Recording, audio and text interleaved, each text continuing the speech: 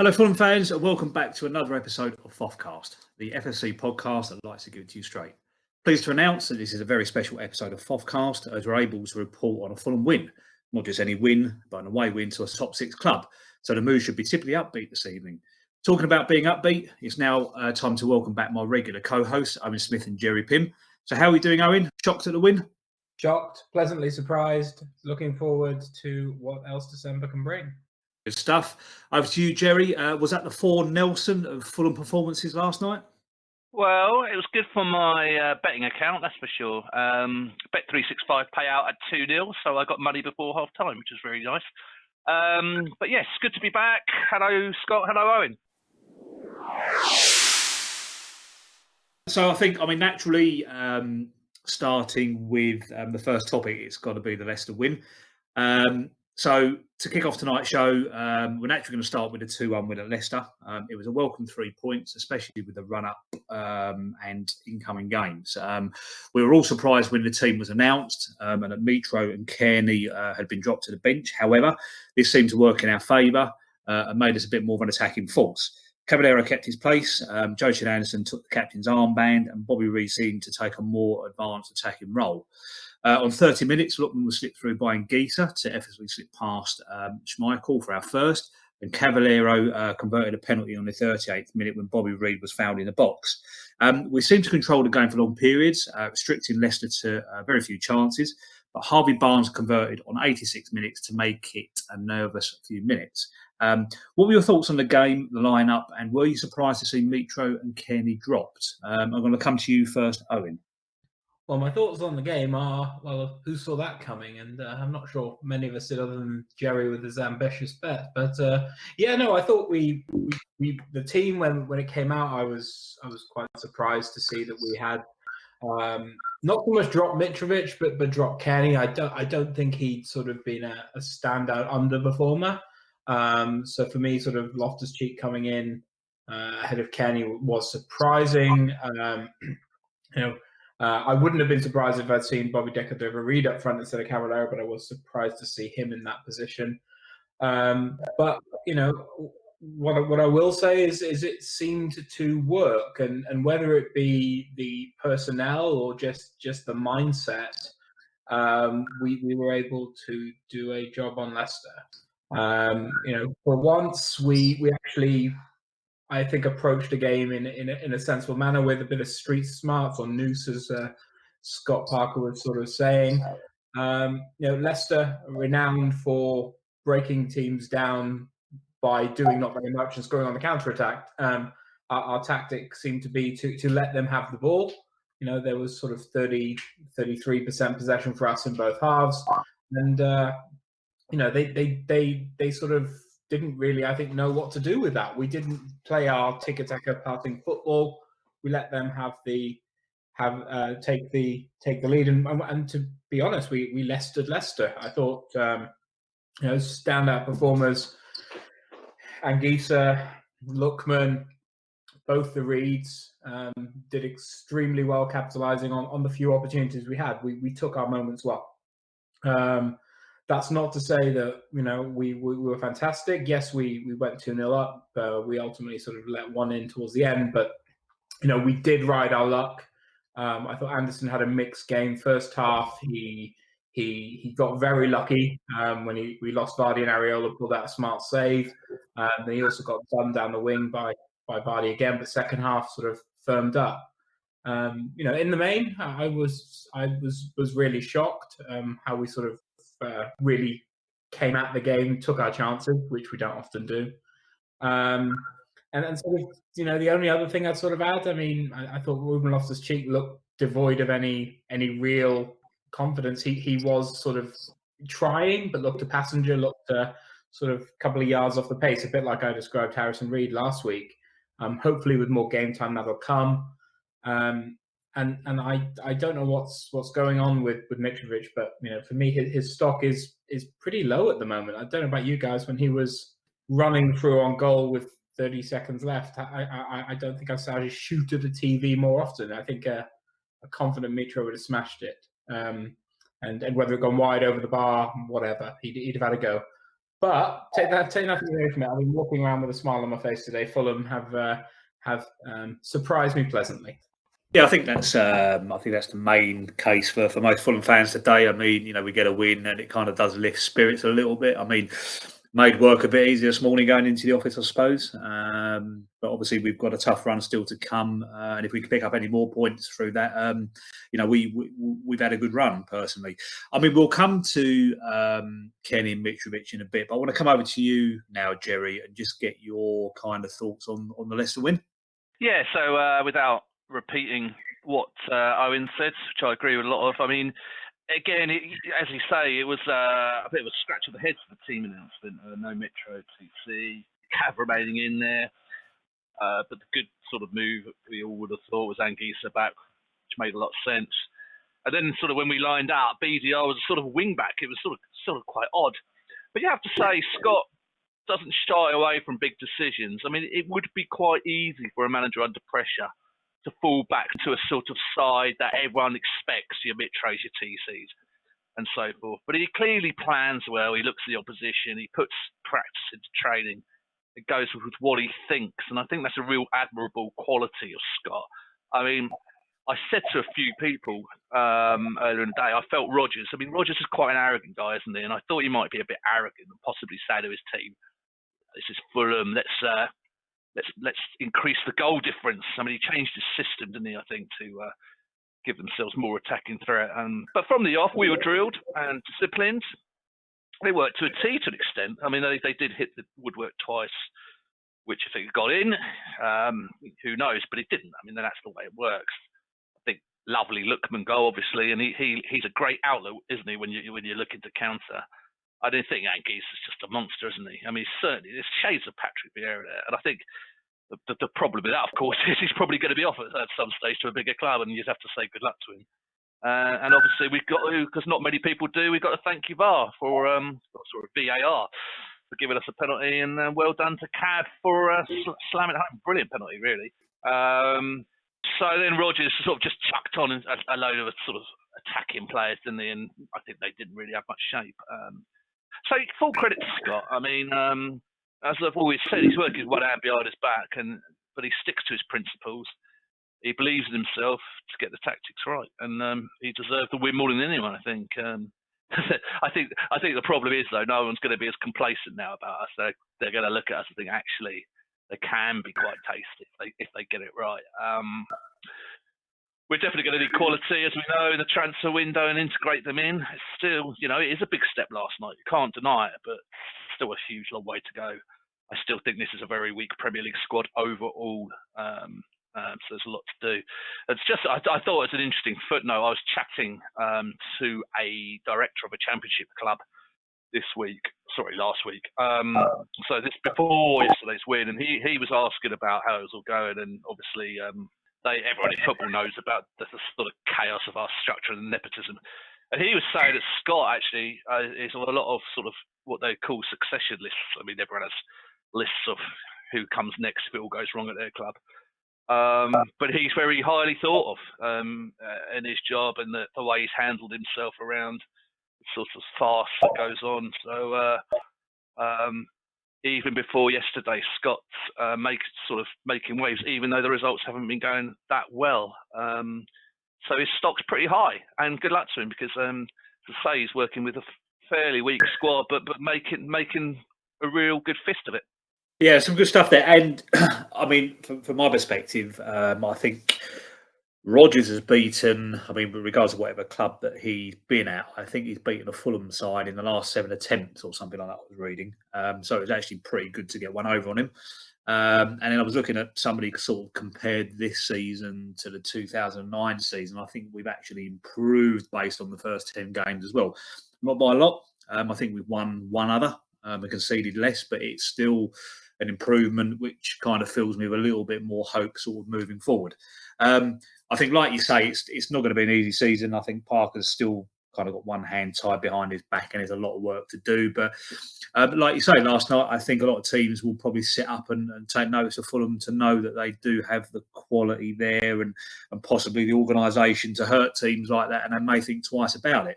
I just wish, some of the pundits like Carragher and stuff like that will stop being so arrogant towards Fulham, which he was the other night when he was interviewing Scott Parker, and I just don't get where that guy's coming from. But I'm hoping to stick two fingers up at him when, or if we do survive this season. Right, moving on swiftly to the next topic, which is the man of the match. Because we're doing this pretty early, the poll's still running over at Friends of Fulham. It runs for 2 days to get a true reflection. But as this show is being done early, standings are as follows. Anguissa is currently in first with 149 votes. Bobby Reid in second with 102 votes. Harrison Reid in third position with 38 votes. Is this a true reflection of the game, and who didn't impress you on the night? And I'm going to come straight back to you, Gerry. Well, thank God we have a real choice for once, and Areola isn't one of them, and not through making mistakes or anything, but just because he didn't really do a lot. I mean, credit when he had to make save, he did. But it's great that we've got a lot of players who performed, above the normal how they've been playing this year, perhaps, and loads of them deserve credit. But on your polling, I would definitely agree with Anguissa. I mean, I think currently at the top, and I think he was. He was powerful. He was strong, creative, a really excellent display. And BDR also, excellent game. Because he really worked hard for the team, didn't he? He was up and down that wing, and certainly deserves to be up there. And I agree with Harrison Reid. I think I'm a big fan of Harrison, as you know, and I think he's a vital cog actually in that midfield. So. Yeah, I would definitely not disagree with any of that. I think if you're looking for not so good, I don't think Loftus-Cheek performed that well, to be honest. And I think the defence deserve a mention. Certainly, I was quite critical after Everton, thinking, have they been found out? But they performed admirably, and I thought Tosin particularly played really well. And they're a good attacking side, Leicester, so it's no sort of mean feat. And finally, I must mention TC. As I always say, he should be up for man of the match, but I can't really do that this time. So my apologies to him. But no, I think if I had to name one, I'd probably go Anguissa. Over to you, Owen. Man of the match. Just to run over it again. So currently standing with Anguissa in first position with 149 votes. Bobby Reid in second with 102 votes, and Harrison Reid in third with 38 votes. Is this a true reflection of the game, and who didn't impress you on the night? Yeah, I think I'm gonna largely echo Gerry in saying, Anguissa was an absolute monster. For me, he was the sort of man of the match. He was sort of central to so much of what we did, and it's actually really pleasing to see that we have a choice here. I mean, I thought Bobby Reid is starting to actually, starting to change opinions of whether or not he can come in at this level. His efforts in the Leicester game were admirable, and I thought, even at times in the Everton game, he looked capable of leading the line. And I know that's something that we all didn't think. I think he didn't. He really stepped up again. I thought Harrison Reid, from being a yard or two off the pace in the Everton game, looked a different player. He's coming clearly back into some form. It's great that we've got man of the match poll, and the guy who has a goal and assist in Lookman isn't even in the top three. So that's great. And I think just to go back to some of my first answer and what I sort of said, moment of the match had to be Cavallero putting that penalty away. He's had a lot of stick from fans, but I think we all willed that ball in, and I think we all probably celebrated in the same way Parker did when it hit the net. Yeah, I mean, I'm just looking back at the poll because obviously it's still running, and Anguissa now is currently on 158 votes. Reid is on 108. Bobby Reid, sorry, and in the other Reid is now sitting on 40 votes. So, and it's surprising what a win does, because that's quite a number of people that voted in this one. So it just goes to show, really. Okay, so moving on to the next topic, number 3. And I thought I'd introduce this one now, just based on obviously the Leicester game. TC and Mitro.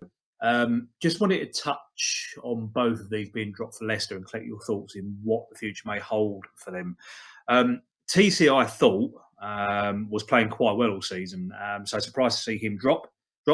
Mitro has looked sluggish off pass. I'm not surprised by this. Was it tactical by Parker, or are we starting to see a future without both these players? I also noticed the comments by Joachim Anderson, who said he was delighted to captain the team after just 4 starts. So has the baton finally been passed? Your thoughts on this? And I'm going to come straight back to you, Owen. Oof, putting me on the spot here. No, I think that of the 2 names, the one I was most surprised not was starting was Cairney. I think he's been changing perceptions about him this season. 2018-19, he had a torrid year. He hasn't looked out of his depth this time. He's really sort of he's not a natural leader in the way that you sort of put maybe to sort of a John Terry, Rio Ferdinand type, but he sort of leads by example with what he does on the pitch, and I've been actually impressed with Kenny this year. I was surprised that he was dropped, and if it was sort of a like-for-like move to try and sort of phase in Loftus-Cheek, I think the door's clearly still open for Kenny because I don't think Ruben Loftus-Cheek performed particularly well. I haven't looked at your poll, but I suspect he's probably towards the bottom of the list. Whether that improves with game time remains to be seen. Did we look any better without Cairney? We'll never know. Mitrovic, there's something off there. I think his stock's clearly at sort of an almost all-time low for Fulham. I mean, you've got a winger who hadn't scored in the Premier League since his last time with Wolves, who sort of scored a penalty, and ultimately, as good as it was for Cav to score that penalty, I don't think he actually sort of contributed materially in attack. We've been sort of applauding what Lookman and Bobby Decordova-Reid have done. Cavallero did the job, but I think he did it as effectively as Mitrovic. Whether this is a case of Parker has his system, Parker has his plans, and we are finding ourselves in a similar situation to the one Manchester United found themselves in a couple of years ago, where they had Rashford, Greenwood, Martial, and Lukaku. And Lukaku is clearly a very different player. He is a poacher. He is a strong player. He's a target man, but he didn't fit in that system of fluid build up, quick breaks, running on the shoulders of the last defender. Which is effectively what that Lookman goal was looking like, and the Bobby Decordova-Reid goal in the first half against Everton. That's not something we see Mitrovic doing. So if there's one that I'm more worried about, sort of potentially being ushered towards the door through no fault of his own, I think it's probably Mitrovic, and it may well be a case of just misaligned systems, because whether we like it or not, Mitrovic was never a Parker signing, but he has used him to the best of his abilities. Yeah, and I have to agree with you somewhat there. I mean, I love Mitrovic, especially for his commitment for the club and what he's done for us on a goal scoring front. In the Championship, it was quite easy for him to obviously go elsewhere, but he stuck, and he's always got his goals in awkward situations, or when we've not come up with the goods, he's popped up with something, and I've absolutely loved him for that. I've always felt though with Mitrovic, and I think a little bit like the Newcastle scenario, that with a player like him, he does kind of have a sell-by date. And I think if teams change, Mitrovic doesn't have that ability to kind of adapt. He plays one way. And I think sometimes when you play him in the side and you have to, or if you have to facilitate him, then it's difficult to bring other players in there to make you kind of more of a fluid attacking sense. And obviously, if that's not happening for us, then something has to change. Look, I was surprised by Cairney. I thought he sort of shone a little bit this season. He was having one of his better seasons. Surprised to see him drop, but then I think it may have been tactical, like you say, probably to make room for Ruben Loftus-Cheek there in a different type of game, and we may see Cairney again on Saturday. So you never know. Over to you, Gerry. I mean, TC and Mitro. What are your thoughts on their futures, and especially on that kind of captaincy side? Do you think the baton's been sort of passed there by Parker, or is it just because he was missing? Well, I hope not. And I think it's because he's missing, actually, because it's actually a captain, your vice captain, both missing. So I don't think he'd take it away from him, and I think it would be disrespectful if he did, and it would do no one any good whatsoever. TC would obviously not be happy, and why should he be? We must give and remember the respect we must have for TC. He's led us out Wembley twice, 3 times effectively, but twice in terms of finals. Going back to Owen's point, I've never been a big believer that your captain has to be the shouter. I mean, I remember when I was watching England in those days of Butcher and Adams and people like that, sometimes you had captains like Lineker.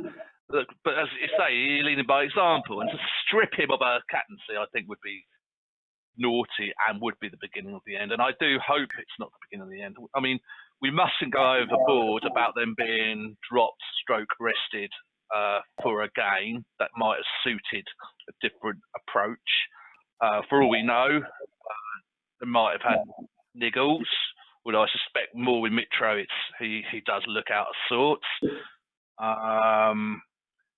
But I think it didn't really work if they put in Loftus-Cheek in. I feared that might happen because Scott really bigged him up, didn't he, after the Everton substitute appearance?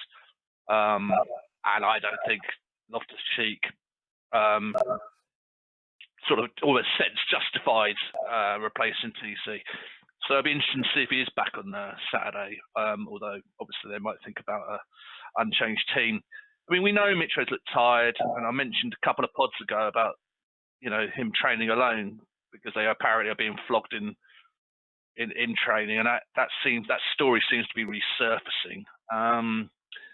But we've all recognised the need for another striker, and if you freeze Mitro out, we suddenly need 2 top-notch strikers, and if you're going to get them, you're probably going to have to sell Anguissa, aren't you, to get the money in to fund that, unless they've still got this theory that you don't need 2 top strikers. And we must remember Mitro is a complete hero.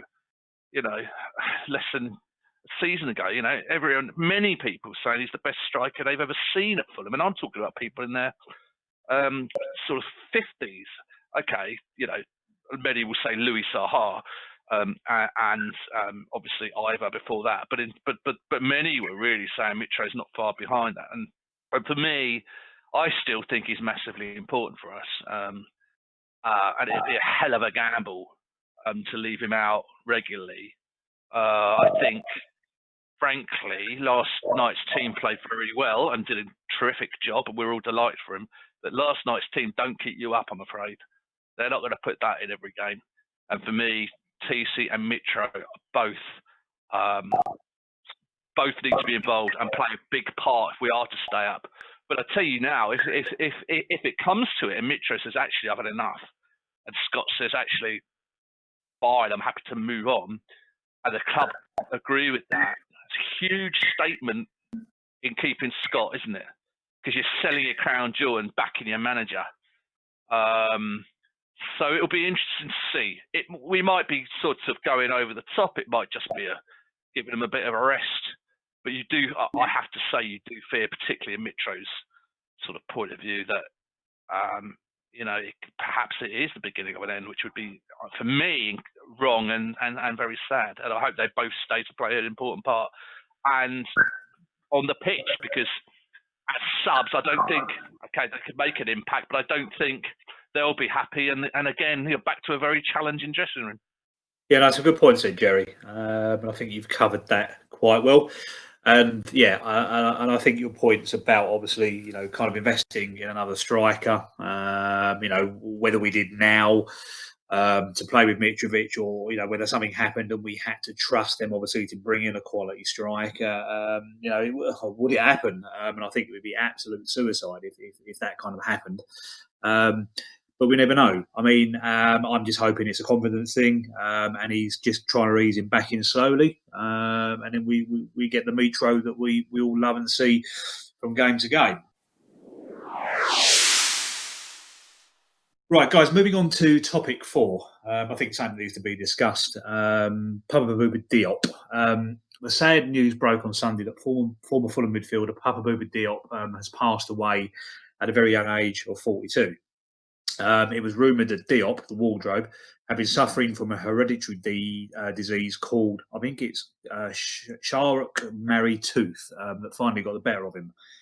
This was the first time I even knew that he was ill or had health problems, so it came as a bit of a shock. Fulham players, staff and fans were devastated, with Mark Maunders describing him as the perfect gentleman, friendly giant and a constant smile around the club. Shocking news, but what were your fond memories of the wardrobe? And I'm going to come over to you, Owen. Yeah, no, it really did come out of the blue, and yeah, no, it was horrible news. Actually, I didn't realize until you mentioned it that it was Charcot-Marie-Tooth, and that's a horrible disease and no way to go for somebody if you're a high level athlete. At the best of times, it's just a horribly debilitating disease. It was quite sort of astonishing where it sort of all came out from nowhere. I mean, he was a player I remember fondly. I think most Fulham fans can either tell you they were at Craven Cottage or can tell you where they were at when they saw the goal that he scored against Manchester United way back when in 2004. A player that came to Fulham and I thought gave a good account of himself. I thought he for a £6 million signing, he gave a good account of himself back then. Really did have fond memories of him. I sort of think back to a tweet I put out at the start of the season, hoping that Anguissa or somebody else would just put in a Papa Bouba Diop Franca this season and just really put your laces through it. I mean, I would describe him as a fan's favourite, a sort of a character that when you read around. And you see the tributes that come in from other players and people who worked at or were around Fulham at the time to see that he was someone who lived life to the full, but extremely sad news. Yeah, and I think it was a nice tribute by Lookman or the team, Leicester, when they got the shirt out. I thought it was a nice, touching sort of tribute to him, and I think Leicester played their part as well by obviously putting his picture up at the beginning. So yeah, another nice tribute to him. Yeah, I mean, for me, again, a player that always sticks in my mind. Not one of the best players to ever sort of wear a Fulham shirt, but I just think his character and the kind of goals that he scored, especially the ones against Manchester United, Chelsea. I remember that towering header against Birmingham. He always used to come up with important goals at important times. And he just, for a big guy, he was quite sort of friendly, wasn't he? Over to you, Gerry. I mean, obviously you heard the news Sunday. Your sort of thoughts or memories of Papa Diop? Yeah, same as Owen. I didn't realise what he'd died of until you said it. And in fact, I've never heard of it. Owen seemed to say the disease quite well, so I'm sure he has. But hopefully, whatever it is, he's out of pain. It doesn't matter actually how good a player he was for Fulham. 42 is just no age to go. I lost a mate earlier in this year, really 100 to 1 odds, and he was 42 and he left a young family. So it does resonate. Everyone remembers his Man United goal. But the club compilation they did sort of reminded me in particular, he did score other really good goals, real pearlers. And I think there was a sort of outpour of emotion, rightly, from everyone. But I sort of realised that he joined in 2004. So I think for the fans who are probably now in their mid-20s, he was probably it could well have been their first hero because when you first go to Fulham or any club, you have your first heroes and you don't forget your first heroes. Mine was Ivor. Ivor always scored goals. I love the guy. He's always been my hero. If you're an 8-year-old, let's say, and you're watching him hit those sort of screamers, he's your hero, and that doesn't leave you. So I can understand why people are really emotional about it. I mean, funny enough, my sort of big memory of Papa was not actually with Fulham. He believe it or not, with my betting, he won me money when he scored that goal for Senegal against France, and I had Senegal to win, and I think I had 1-0, so I probably got about 18 to 1 or something. And I have to be honest, I never knew it was him who scored the goal until I read his obituary. So I raised a glass to him for making me some dollar many years ago, but painfully sad. And I think you then start to think about paying tribute in a sense, and there's been a lot of talk about maybe naming a bar after him, for example, in the new stand. And I think it becomes really difficult because you can't name everything of the players who pass. And I think Leeds is always an example for me. They've lost quite recently a lot of players from their sort of great review squad, Charlton and Cherry and Hunter, and you can't just keep naming things. And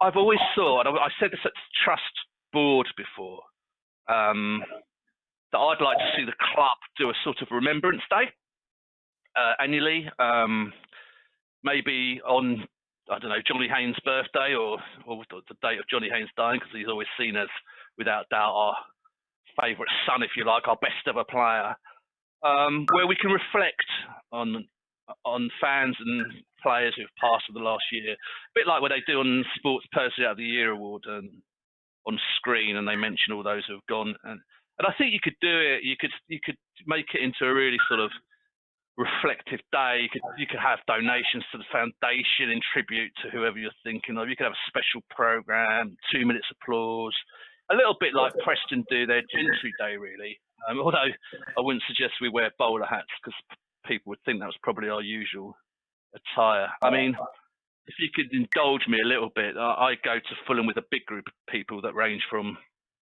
15 to probably, I don't know, mid-70s, and we called the older lot last of the summer wine, and one of them, Simo, God bless him, left us for a better place a few years back, and we, every year as close to his anniversary of his death, we always have a beer and an after-match meal in tribute and raise a glass to him, you know. And I must mention the other last of summer wine, hopefully be listening to this if they can work out to do it, Roger, Bill, and Big Rich. And it's a nice thing as individuals to remember, because we all grow up together as a Fulham family.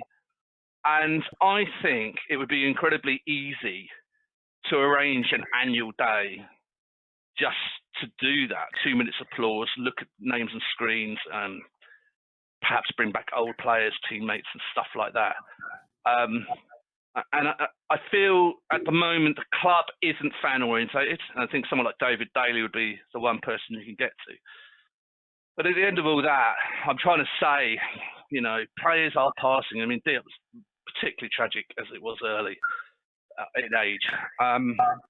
But I think it wouldn't be a bad idea to try and do an annual remembrance for Fulham players and fans, something like that. And I would say to Owen, perhaps maybe take that to the trustee board to put to the club as a potential idea, because I think that would be a really nice thing to do, because the Fulham family, we are all one, and we do have an elder fan base. And I think it would be nice once a year for all of us just to reflect on fans and players who have passed in that year, or indeed before that year. So, yeah, but overall, very sad news coming out.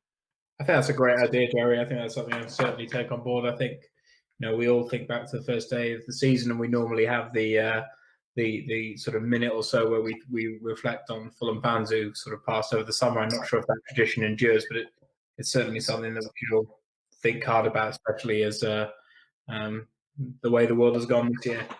Yeah, some good food for thought. Very sad topic, that one, but you bring up some valid points there. And hopefully you can go back to the board, Owen, and maybe put some of my ideas to them. Right, moving on to better news. Topic number 5. FA Cup draw. Draw for the third round of the FA Cup was made whilst the Leicester game was going on.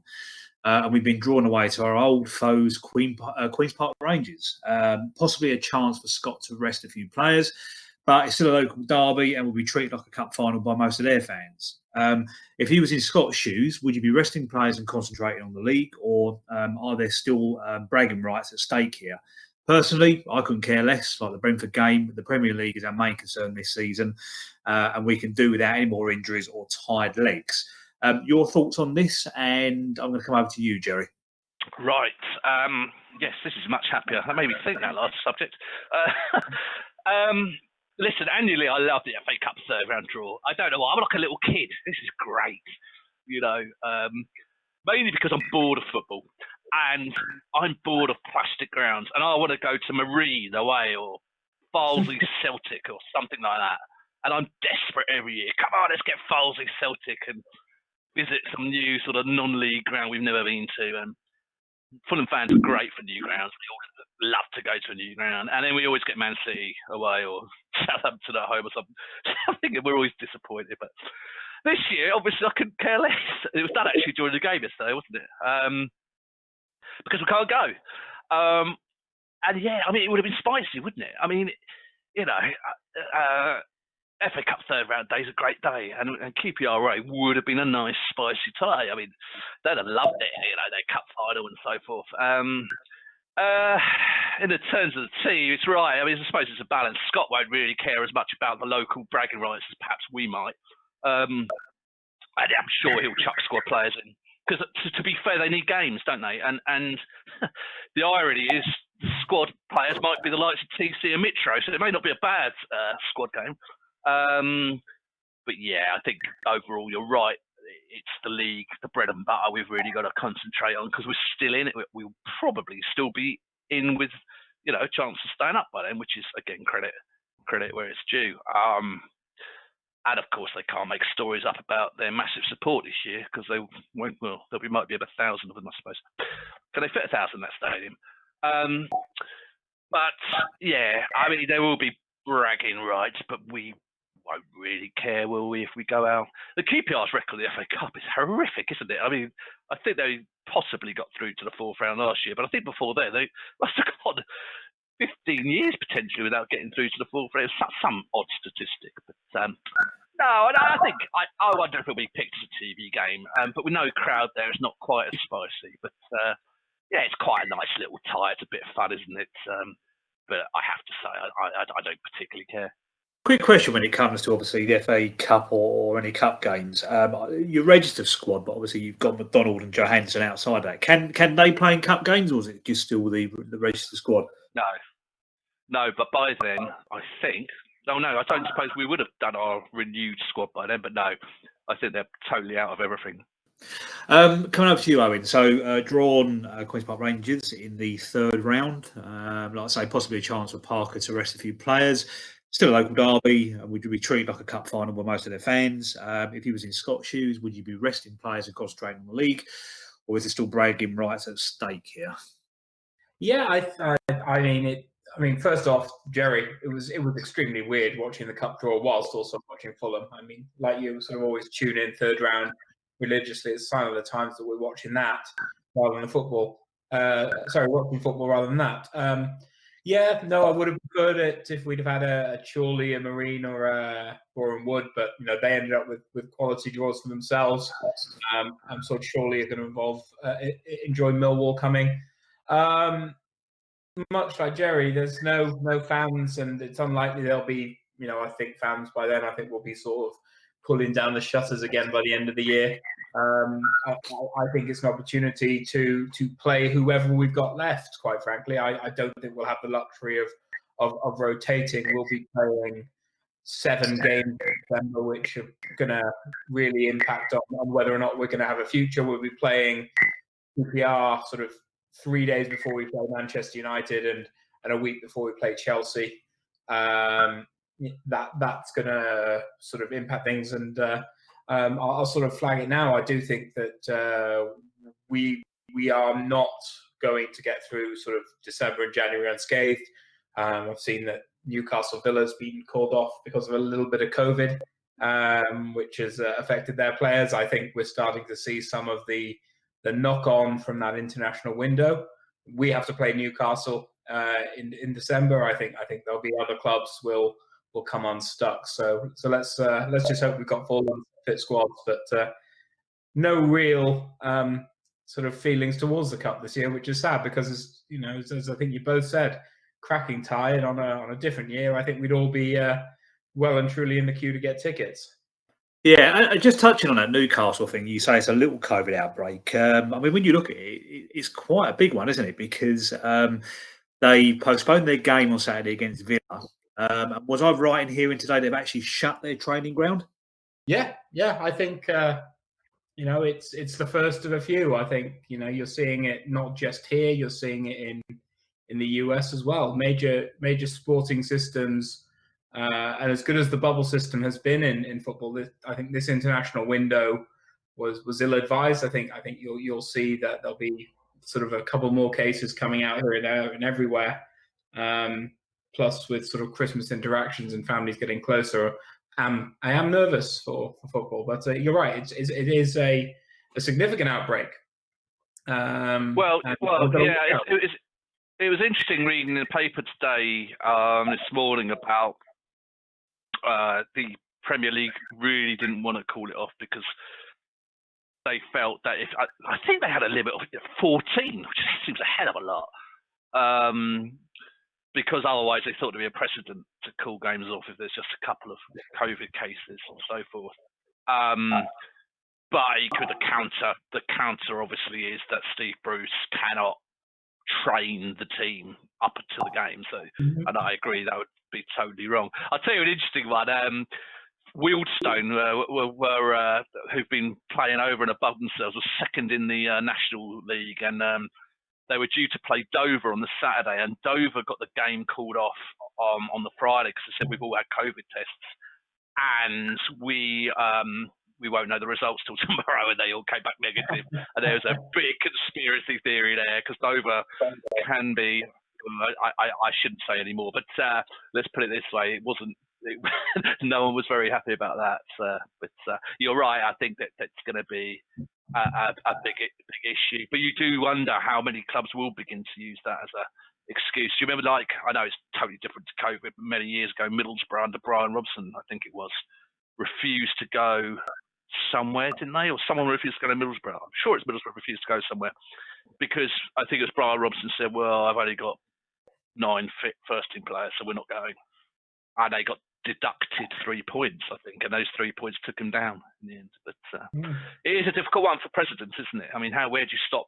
Where do you stop to sort of limit? Is it 2, 3, 4, 5, 6 players who have it before you say anything? I don't know. Yeah, I think that's something. Obviously, coming off of the main subject, which was the FA Cup, but I think it is an interesting one to discuss because I mean, at the end of the day, when obviously you do have that many cases, it does impact obviously football on a whole.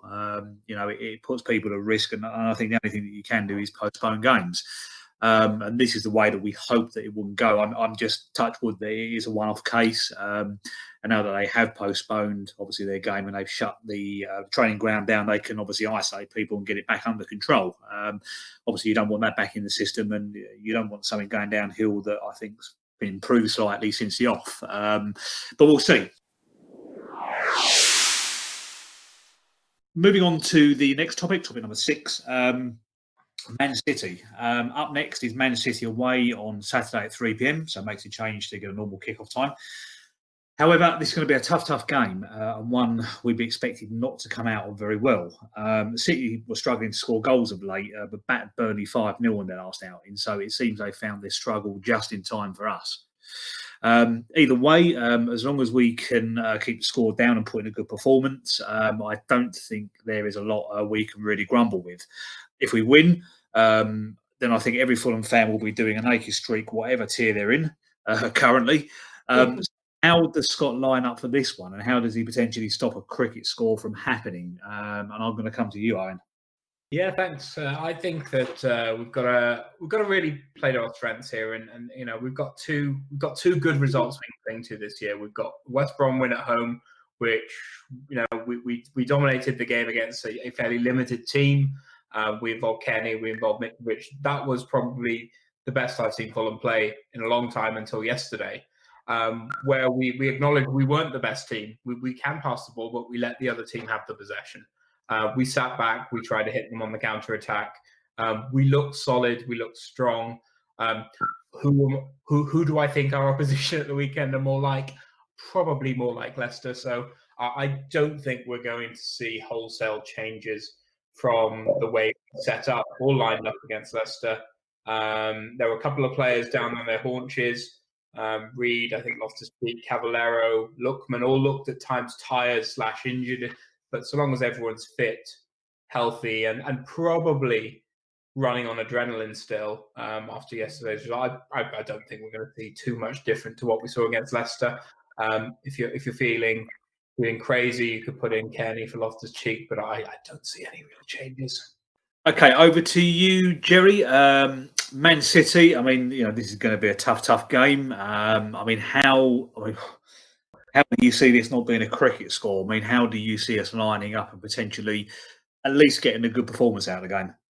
Yeah, it might well bring us down to earth, mightn't it?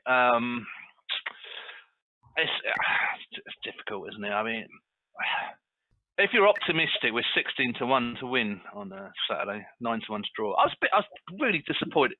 I was gutted. Burnley lost 5-0. Do you know they lost 5-0 there in the last 4 years?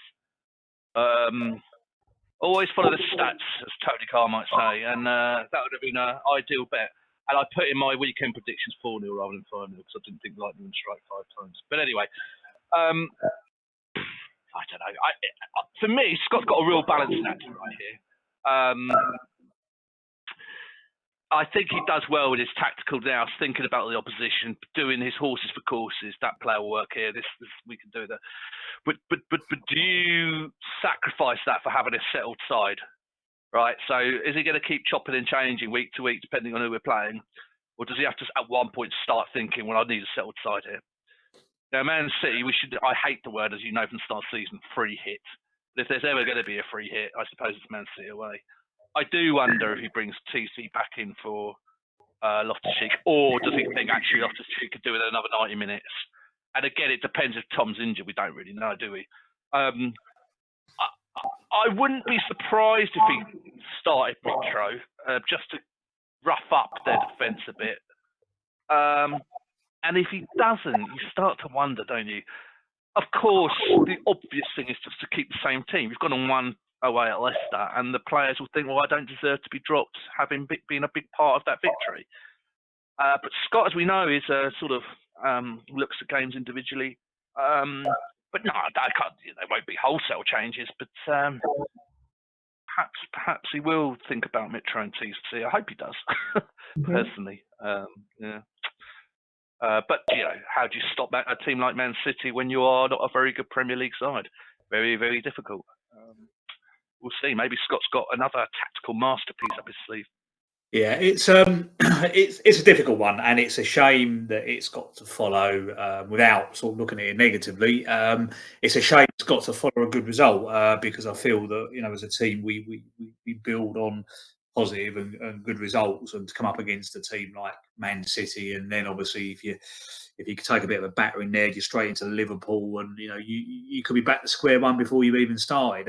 But it just comes back to this being a complete tough league as it is, and no game is easy. Every game is hard, and they just get harder, and that's just unfortunately the league that it is, and you just need to be prepared early enough to take it on. Personally, for me, as long as we kind of set up right, we still show a bit of fight, we show some structure, and I think you're right, Gerry. I think even though it's Man City, I don't think we need a settled side, and I think we kind of keep that settled side regardless. Like you say, you may see sort of Cairney come back in for Loftus-Cheek, and we may start Mitrovic to rough up their defence. But I think we've just got to face it, and we've got to try and do the best we can. A loss doesn't mean a gain. I think if we come out positive from that and we only lose sort of 2-3-0 or 2-1, 3-1, I think we've done better than what most teams have done there. Right, guys. Coming on to topic 7, Man City predictions. As always, we finish off the show with our predictions. So, what do you think the score will be on Saturday? I'm going to come straight back to you with this, Gerry. What do you think it's going to be? Wow. Well, I did predict 1-1 beat Leicester, and we did better than that, and everyone thought I was being positive with 1-1. Listen, every Fulham fan, have a bet on us winning at 16s, and have a bet on my prediction at 2-2, 40-1. Very brave indeed. I think if we get 2-2 out of that, we've done very well. Owen, over to you. What are your predictions? What do you think the score's going to be on Saturday? I think it's going to be tough. I tried to find the last time that we actually beat Man City, and it's a while ago, I believe. I don't think we've beaten them in the last sort of 7-8 years. And I think what's going to really hit us in the arse is going to be the early chances, the moments that Fulham give away. Leicester didn't take theirs. If we can weather those, and we do give away chances, we've got a chance. But I suspect Man City will be a bit more clinical. I'm going to go with 3-0 to Man City, sadly. Yeah, and I think you took the prediction out of my mouth there. I'm going to say it's going to be a minimum of 3-0. It'd be interesting, though, to see how Tosin gets on, because I think he'll be looking to go back to Man City and maybe put in a decent half performance. I think that's going to be quite an interesting one. But yeah, I mean, I'm going to go. It's going to be 3-0 or probably a little bit more, but I'm going to be fair and I'm going to stick with that. Right, guys, sadly, we've come to the end of our show, and I'd like to thank my co-host Gerry and Owen for joining us again. And for those of you who've taken the time to listen in, don't forget FOF'cast is available on SoundCloud as well as iTunes, Spotify and YouTube. So make sure you subscribe to catch any future shows. Goodbye for now, and thanks for listening to FOF'cast.